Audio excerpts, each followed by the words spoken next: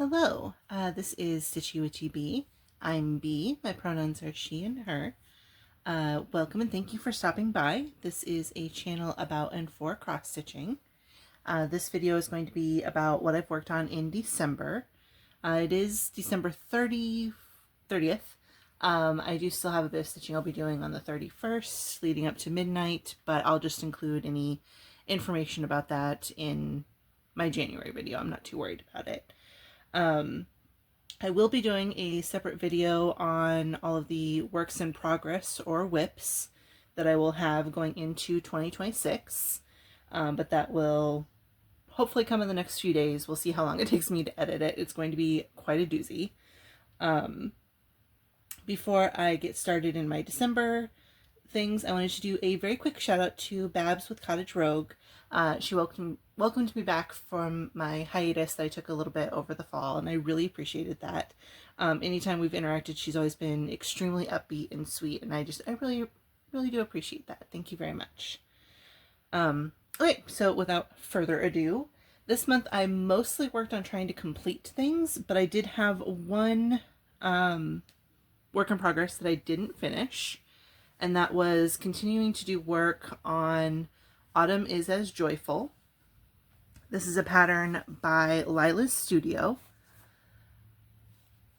I cannot see where it is in my screen at all. Okay, there we go, I think. The holder for my phone is directly covering everything I'm trying to look at. Sorry. Like I said, this is Autumn is as Joyful by Lila Studio. I'm doing this on 20 count Cocoa by Fiber on a Whim with the fancy floss conversion. This is the side that I'd done before. This is kind of, top to bottom. I worked my way across the top, just trying to get the outlines of things done. I managed to get a lot of this motif worked on and started working my way down toward where the bottom will hit here. Just trying to work my way around the perimeter. I really thought I'd worked on this more this year, but I think this was the only time I ended up touching it at all this calendar year, which was wild to me to realize. Another project I worked on and did finish was the Stitch for Pride 2025. This is a project done by Dee's 20 Stitches. And this particular year focused on specifically trans people in history. This is the top half. I will need to kind of work my way into the bottom here in a moment. I did this on the fabric that was made for the stitch along. This is Resistance by Mislaid Pages. I did it on an 18 count Aida. I ended up doing my own conversion for the thread. I wasn't able to get a hold of one of the floss packs at the time, sadly. But I just used the DMC that was listed as being an option for the project and kind of made my own fancy floss conversion from that. Really, really love how this turned out. I'm extremely happy with it. I had only a couple of the months to do it. It was mostly a lot of this kind of portion in the middle that I needed to do at that point.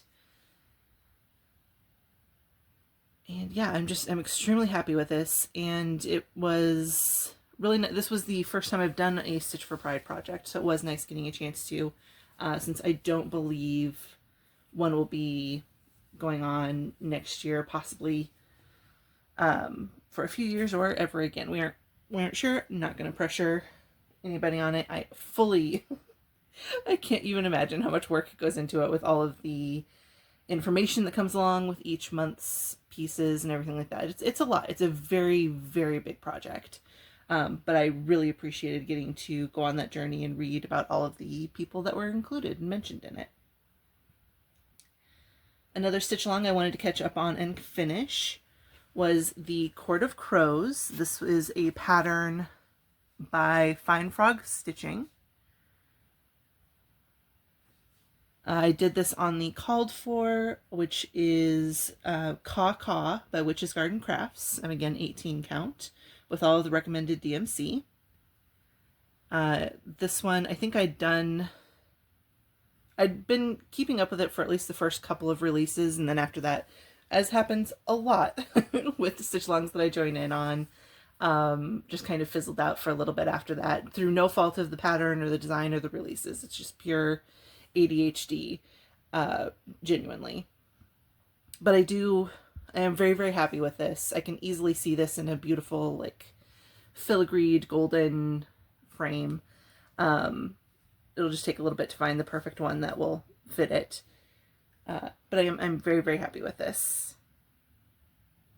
One of the goals I have for next year, spoiler alert for some of what I'll talk about in my whip parade, is hoping to do the Twigs and Tea stitch along. I already have all the pieces for it. I'd signed up for it when it was announced. I just haven't started it at all, but I do have it all kitted up. The next project I worked on, so for this, around the 20th of December or so, I went through some of my projects and I was like, what do I feel I am close to finishing? What do I think I can actually finish before the end of the year / month?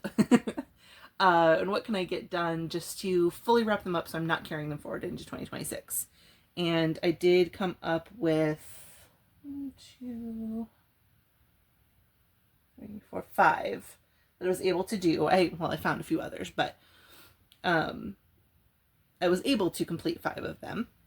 The first one I worked on, because I think it was the closest to, well, no, it wasn't the closest to being finished, but it was very close, is this one, With Fear for Our Democracy by Witch's Garden Crafts.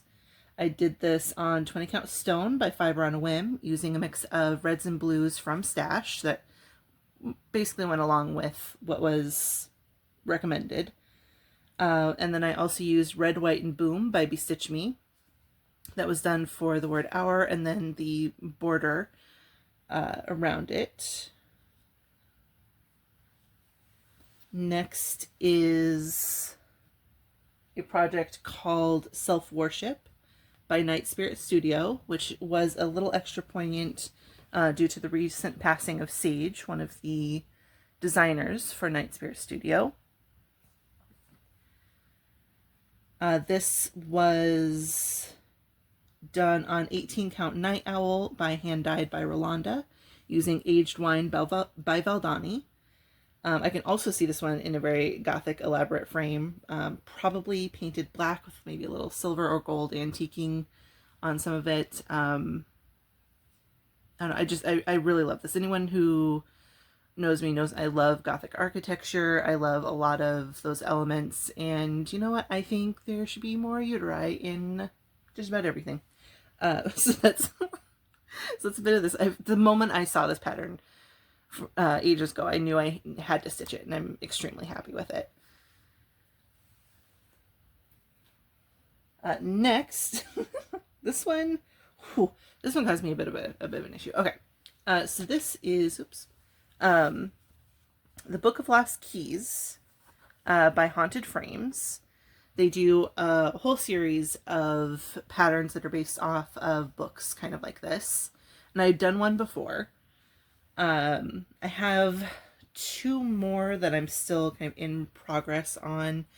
This was just one that seemed a little bit easier to actually finish.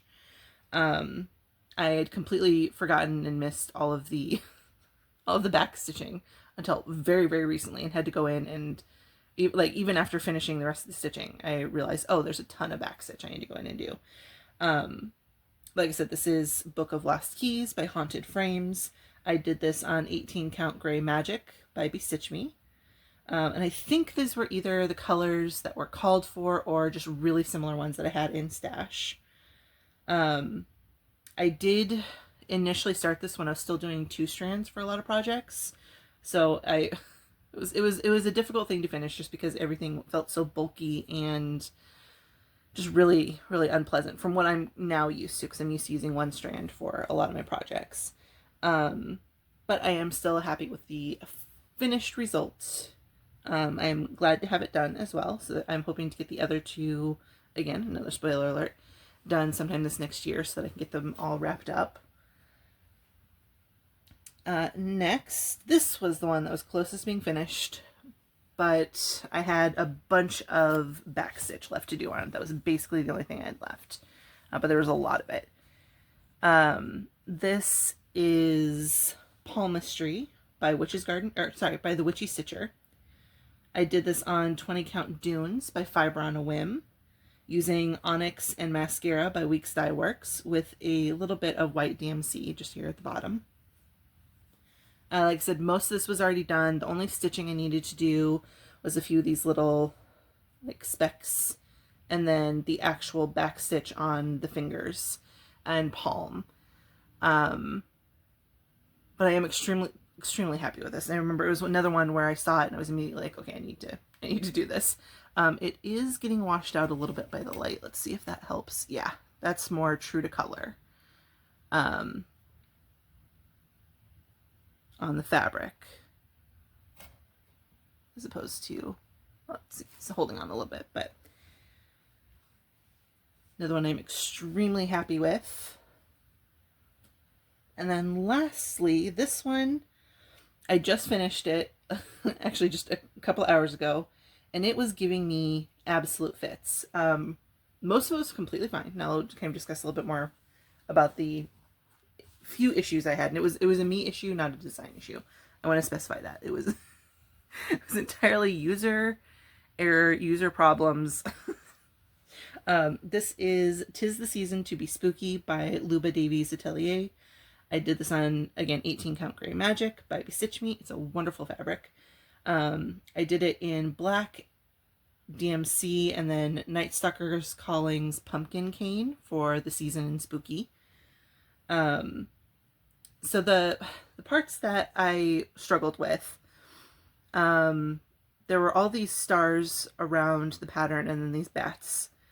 And there's a ton of quarter stitches involved in all of them. And for the bats, I could more or less follow along with what it wanted, but for some reason, the stars, I could not, for the life of me, get them to work. None of what I was attempting was working. Everything looked awful. So I ended up unpicking the few that I managed and just did complete other. I was like, I just need something to fill the space and bulk this out a little bit more, and then we'll make everything work. But I was losing my mind. I started polling other people, like, what should I do for this? I don't know what to do. Crowdsourcing, like, I can't make this work. I don't understand what they want for this. My brain was just not computing how the quarter stitches were supposed to turn into stars. So ultimately we got there in the end. Unless I tell somebody, they're not going to know when they see this. So, and I am very happy with it overall. It's a very, very fun pattern. This spider web was strangely extremely fun to do. I don't know why. It was delightful to do. But yeah, so those are all of the projects I was able to finish before the end of 2025. Extremely happy with that. I think my current game plan for what I'm going to work on in the lead up to New Year's Eve or midnight. I know, I mean, people can do or choose to do all different things. And last year I started 12 projects that day, and most of them I had, hardly any stitches in, but I at least made the attempt to start a bunch of them. And I have since gone on to finish, I think, 5 or 6 of them. So my current game plan, at least as of right now, I've still got a little time to fully decide, is to work on 1 or 2 more of those that I'd already started last year and just try to get some more stitches in on them. I don't know exactly how many stitches, maybe just try to get 120 in each, keep it a little bit simpler. If I hadn't gone so gung-ho on sorry, on trying to finish some of these other projects, I would have tried to maybe do 1,200 stitches total, but I don't want to have my hands just fall off. They're already pretty tired from everything I was working on. yes, that's all I've got for this. My whip parade will be coming out in a couple days. It will be very lengthy, I'm sure. So be prepared for that. Thank you very much for joining me this year, whether this is your first video with me or one of many. I really appreciate you all, and I hope that your holidays went well, however you celebrate them, and that you're looking forward into 2026 with peace and positivity despite all of the stress and chaos. Let's see.